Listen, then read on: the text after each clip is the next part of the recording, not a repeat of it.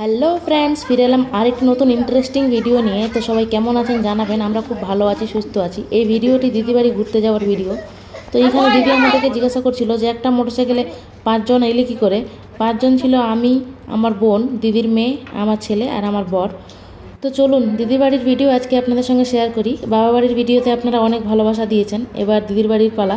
তো এটা আমার জামাইবাবু, আর এখানে আমার দিদি সব আয়োজন করা হয়ে গেছে, কারণ অনেকটা রাত হয়ে গেছিলো আমাদের আসতে। আর রাত হওয়ার কাহিনিটা অনেক বড়, বললে অনেক টাইম লেগে যাবে। তো আপনাদের ছোট্ট করে শেয়ার করি। আমরা 9 মাস আগে একটা আমার বান্ধবীকে টাকা দিয়েছিলাম ধার, তো সেটাই সে দিচ্ছিল না আর ফোনও ধরছিল না। ওই জন্যই তাদের বাড়ি থেকে দেখা করে এদিকে আস্তে আস্তে রাত হয়ে গেছে।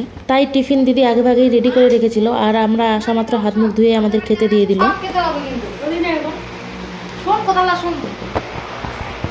আমাদের এখানে কিন্তু সব খেতে হবে বাবা। কি খাবে না? তোমার আছে, তোমার প্লেট আছে, তোমার প্লেট আছে।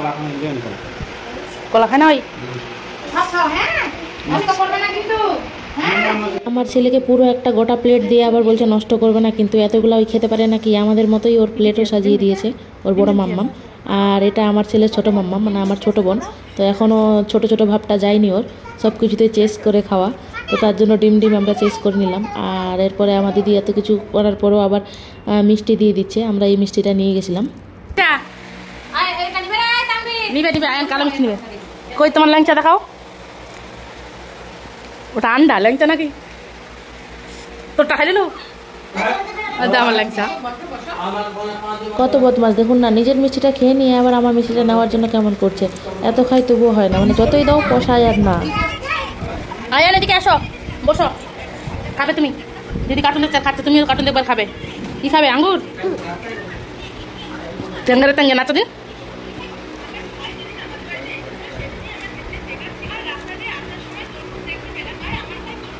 তেঙ্গে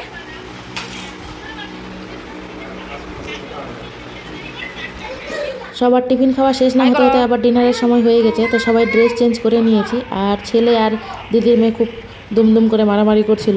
তারপরে ওর মাম্মা আমাকে ডাকলো, তো ওর মাম্মা আমাকে তানবীর বলে ডাকে। তো ডাকার পরে ওই গিয়ে আবার বোতল একদিকে করতে লেগেছে। তো এখানে রাতের খাওয়া দাওয়া সবাই মিলে বোতল এক জায়গা করতেছে। দেখ আয়ান, দেখ বোতলগুলো এক জায়গায় করে দিল। কি মাছের ঝোল? রুই। ট্যাংরা। ভাত।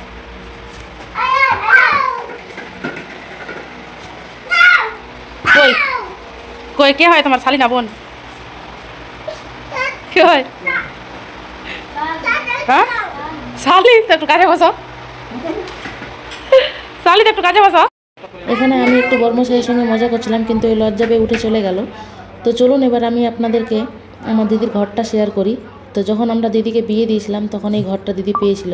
আর ওর বিবাহিত জীবন প্রায় 9 বছরের। তো এই 8-9 বছরে অনেক কিছু দিদি করে নিয়েছে। যেমন বিবাহিত জীবনে ওর 2টো চাকরি হয়েছে, বাড়ি হয়েছে, গাড়ি হয়েছে। তো সবই আপনাদের সঙ্গে শেয়ার করব। আর মায়ের বাড়ির ভিডিও তো অবশ্যই শেয়ার করেছি, আপনারা অনেক ভালোবাসা দিয়েছেন। তো এটা ফার্স্ট টাইম দিদির বাড়ির ভিডিও শেয়ার করলাম।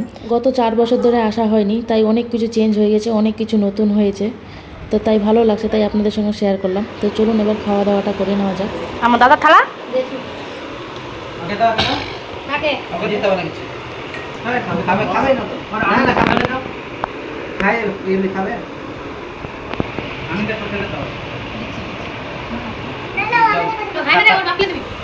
দিদি ডিনারের মেনুতে করেছিল সাদা ভাত, ট্যাংরা মাছের মশলা আর রুই মাছের ঝোল। দেখুন আমার ছোট বোন শরীরে অনেক বড় হয়ে গেছে, কিন্তু বুদ্ধিতে অনেক ছোট হয়ে আছে এখনো। ওটা খাবে না তুমি? হ্যাঁ, ও খাবে না।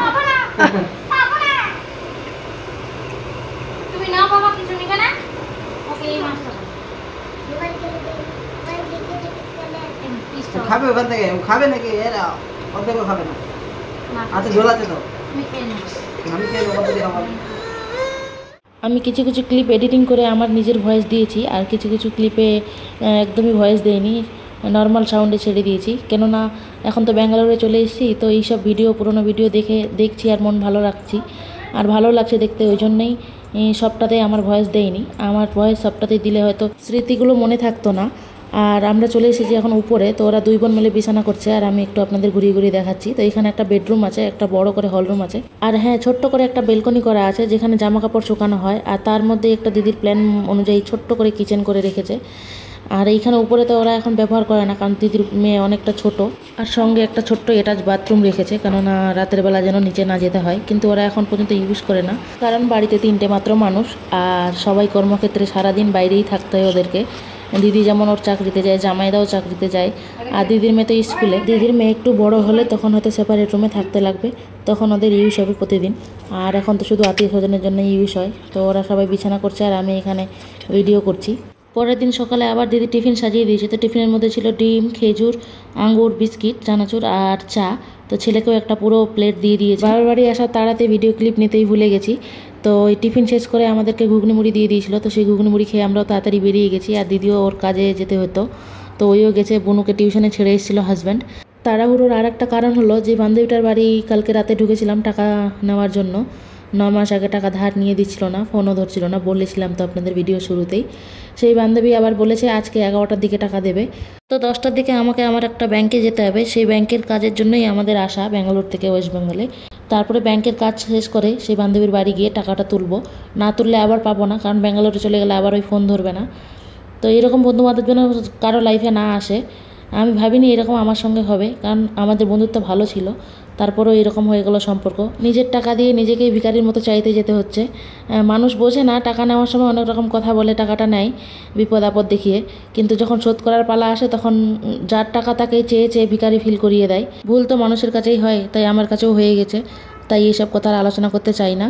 তো কেমন লাগলো দিদির বাড়ির ভিডিওটা অবশ্যই কমেন্টে জানাবেন সবাই। ভালো থাকবেন, ধন্যবাদ।